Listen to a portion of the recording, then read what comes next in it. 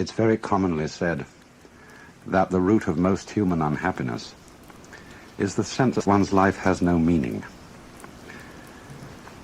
This is, I suppose, most frequently said in circles interested in psychotherapy, because the feeling of meaninglessness is often equated with the existence of neurosis. And so many activities into which one is encouraged to enter, philosophies one is encouraged to believe, and religions one is encouraged to join, are commended on the basis of the fact that they give life a meaning.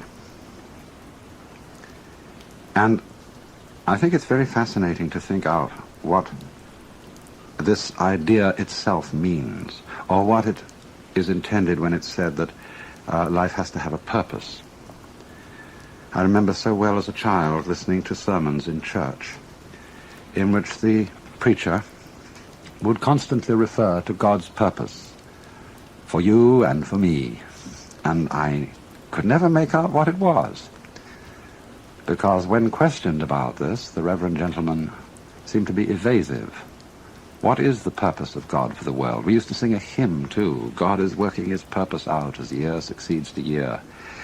And the nearest clue one got to it was in the sort of refrain of the hymn, nearer and nearer draws the time that shall surely be, when the earth shall be filled with the glory of God as the waters cover the sea. And of course that raises the question, what is the glory of God? Well now, it's pretty obvious, I think, that when we talk about life having or not having a meaning, we're not using quite the ordinary sense of the word meaning as the attribute of a sign. We're not saying, are we, that we expect this natural universe to behave as if it were a collection of words signifying something other than themselves.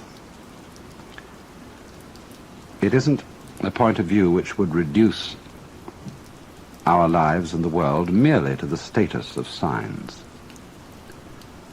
And it's obviously in some different sense than that that Goethe wrote his famous lines at the end of Faust, Alles Vergängliche ist nur ein Gleichnis.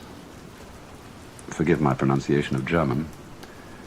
All that is mortal or all that is perishable is but a symbol. And so, a symbol of what? What do we want to feel? What would satisfy us as being the meaning behind this world? It's so often, you know, that we don't follow our ideas and our desires through. Most of the things that we want very fervently are things that we've only half glimpsed. Our ideals are very often suggestions, hints, and we don't know really exactly what we mean when we think about it. But there is this obscure sense in which we feel that life ought to have significance and be a symbol in at least that sense, if not just so arid a symbol as a mere sign. Or it also may mean that life is meaningful. An individual feels that his life amounts to something when he belongs and fits in with the execution of some group enterprise. He feels he belongs in a plan. And this too seems to give people a sense of great satisfaction.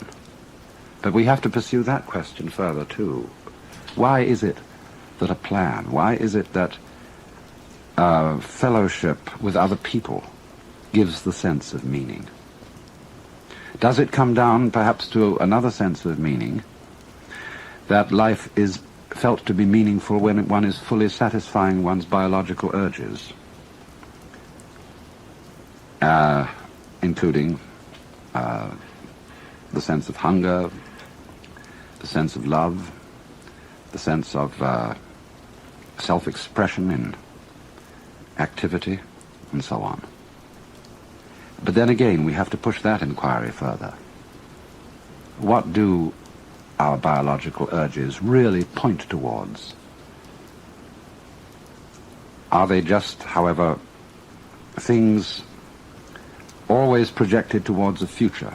Is biology and its processes nothing but going on towards going on towards going on? Or there's a fourth and more theological sense of the meaning of life. In all theistic religions, at any rate, the meaning of life is God himself. In other words, all this world means a person. It means a heart. It means an intelligence. And the relationship of love between God and man is the meaning of the world. The sight of God is the glory of God, and so on. But again here, there's something to be further pursued. What is it that we want in love with a person, and even a person in the sense of the Lord God? What is the content of it? What is it that we are really yearning after? Well, now, if we go back to the first point, taking Goethe's words that all that is transitory is but a symbol, and that we want to feel that all things have significance, it does seem to me that there's a sense in which we often use the word significance, where the word seems to be chosen quite naturally, and yet at the same time it's not quite the right word. We say, for example, often of music, that we feel it to be significant, when just at the same time we don't mean that it expresses some particular kind of concretely realizable emotion, and certainly it's not imitating the noises of nature. Program music, you know, which simply imitates something else, and it deliberately sets out to express sadness or joy or whatever, is not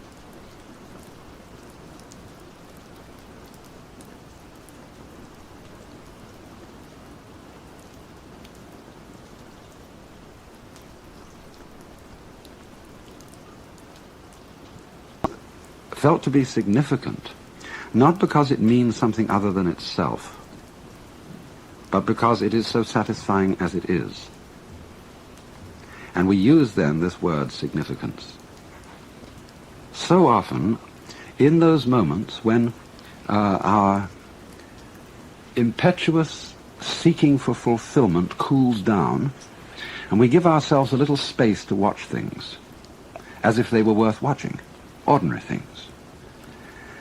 And in those moments when our inner turmoil has really quietened, we find significance in things that we wouldn't expect to find significant at all. I mean, this is, after all, the art of those photographers who have such genius in turning the camera towards such things as peeling paint on an old door, or mud and sand and stones on a dirt road, and showing us there that if we look at it in a certain way, those things are significant. But we can't say significant of what so much as significant of themselves. Or perhaps significance then is the quality of a state of mind in which we notice that we're overlooking the significance of the world by our constant quest for it later. All this language is, of course, quite naturally vague and imprecise, because I think the wrong word is used. And yet not entirely the wrong word, because, as I said, it comes so naturally to us. It was Clive Bell, the great aesthetician, who wanted to say that all the characteristic of art, especially the characteristic of aesthetic success in painting, was the creation of significant form. Again, a very vague, imprecise expression. But it certainly is an attribute, not only of those moments in which we are tranquil inside, but also of moments of deep spiritual experience, of what would be called moksha, or release in Hinduism, or satori in Zen. That in those moments, the significance of the world seems to be the world, seems to be what is going on now. And we don't look any further. The scheme of things seems to justify itself at every moment of its unfoldment. I pointed out that this was particularly a characteristic of music. It's also a characteristic of dancing. And in the sensation of belonging with one's fellow men, in the carrying out of some significant pattern of life, which I mentioned as a second sense of the world being meaningful. Again, the character of this feeling is, again, something that is fulfilled in itself. To dance is not to be going anywhere. When we dance in the ballroom, we don't have a destination, we're just going round the room. And it's in doing this, it's in executing the pattern, in singing the music with other people, that even though this doesn't point to anything outside itself, we again get the sense of meaning. And this is also obviously the case so often in the satisfaction of the biological urges. Does one live to eat or eat to live?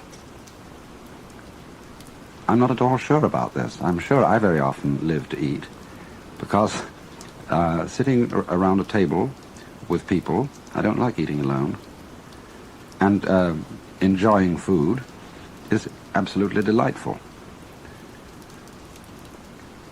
And we're not thinking when we do this, at least certainly I'm not, that we have to eat because it's good for us. And we've got to throw something down the hatch, as Henry Miller said, and swallow a dozen vitamins, just because our system needs nourishment. I remember quite recently there was an article in the Consumer Reports about bread, and there had been some correspondence and protests saying that the bread one bought, white bread one buys in the stores, is perfectly inedible and lacking in nutrition, and that it was much better to eat peasant-type breads, rough pumpernickel and things of that kind. And the experts replied that our white bread is perfectly full of good nutrients, and there's nothing really the matter with it at all. Well, I felt like saying, it isn't a matter perhaps of the bread being deficient in the essential vitamins.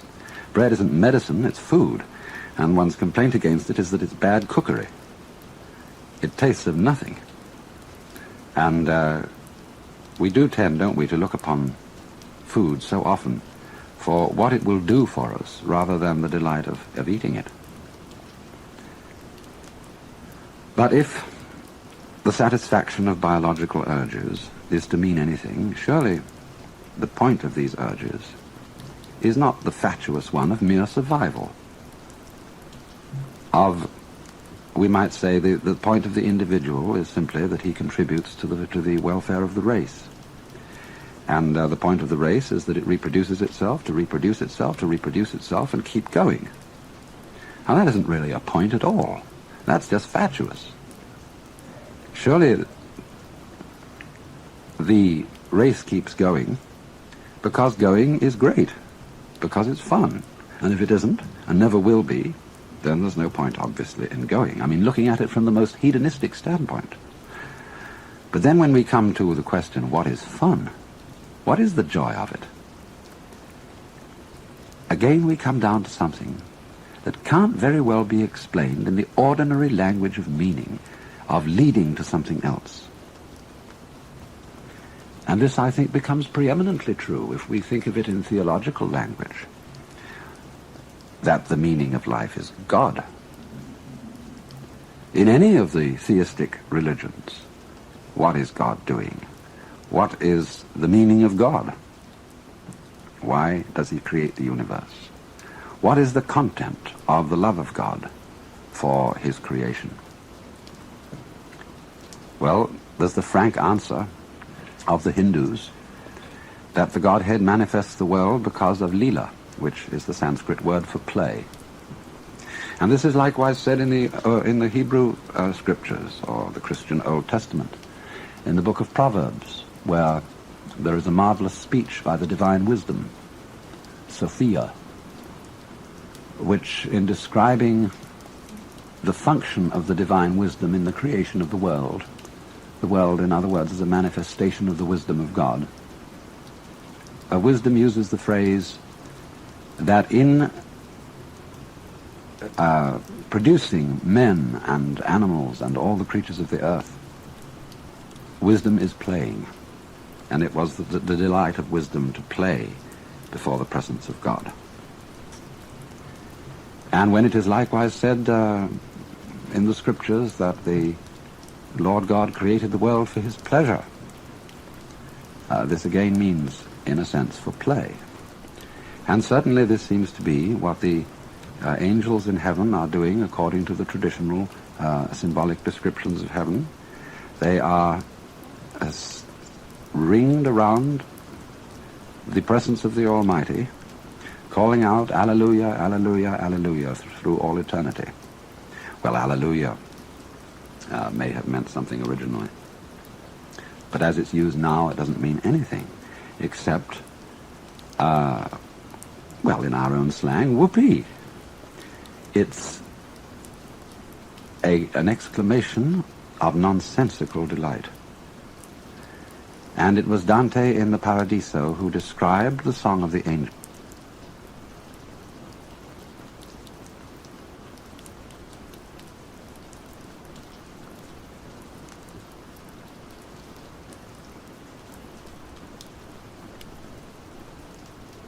Job. I always think that the book of Job is the most profound book in the whole Bible, Old Testament and New Testament, because here is the problem of the man, the righteous man, who has suffered, and all his friends try to rationalize it and say, well, you must have suffered because you really had a secret sin after all and deserve the punishment of God, or because, rationalize it somehow. And when they've had their say, the Lord God appears on the scene and says, who is this that darkeneth counsel with words without knowledge? And then proceeds to ask Job and his friends a series of absolutely unanswerable conundrums, pointing out all the apparent irrationality and nonsense of his creation. Why, for example, he said, do I send rain upon the desert where no man is? Most commentators on the book of Job end with the remark that, well, this poses the problem of suffering and the problem of evil, but doesn't really answer it. And yet in the end himself, Job seems to be satisfied. He somehow surrenders to the apparent unreasonableness of the Lord God. And this is not, I think, because Job is beaten down and that he's unduly impressed with the royal, monarchical, and paternalistic authority of the deity and doesn't dare to answer back. He realizes that somehow these very questions are the answer. I think of all the commentators on the book of Job, the person who came closest to this point was old G.K. Chesterton. He once made the glorious remark that it is one thing to look with amazement at a gorgon or a griffin, a creature who doesn't exist, but quite another thing to look at a hippopotamus, a creature who does exist and looks as if he doesn't. In other words, that all this strange world, with its weird forms, like hippopotami, and when you look at them from a certain point of view, stones and trees and water and clouds and stars, when you look at them from a certain point of view and don't take them for granted, they're as weird as any hippopotamus, or any imagination of fabulous beasts of gorgons and griffins and things like that. They are just plain improbable. And it is in this sense, I think, that they are the Alleluia, as it were, the nonsense song. Why do we love nonsense? Why do we love Lewis Carroll with his "'Twas brillig and the slithy toves did gyre and gimble in the wave, all mimsy were the borogoves and the momraths outgrabe"? Why is it that all those old English songs are full of fal-de-riddle Ido and hey nonny nonny and all those babbling choruses? Why is it that when we get hep with jazz, we just go booty booty boopty boo and so on and enjoy ourselves swinging it? It is this participation in the essential, glorious nonsense that is at the heart of the world, that isn't going anywhere, that is a dance. But it seems that only in moments of unusual insight and illumination that we get the point of this, and find that thus the true meaning of life is no meaning, that its purpose is no purpose, and that its sense is nonsense. But still, we want to use about it the word significant. Significant nonsense? Yes, nonsense that is not just chaos, that is not just blathering balderdash, but that has in it rhythm, fascinating complexity, a kind of artistry. It is in this kind of meaninglessness that we get the profoundest meaning.